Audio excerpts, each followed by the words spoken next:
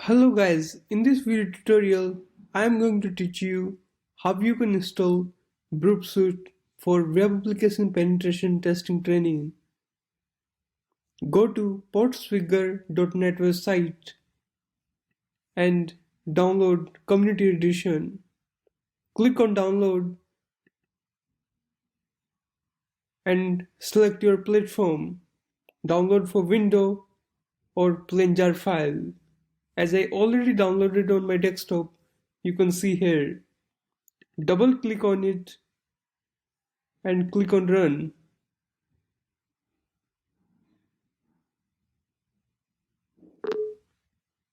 Click Yes.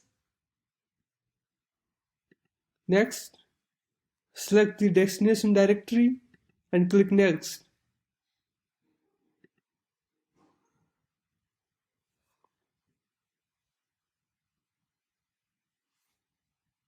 And finally, click on Finish.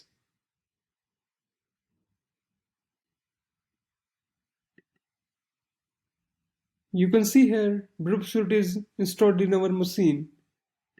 Click on it.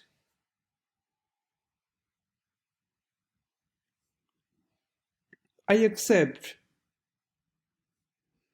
Temporary project and start Burp.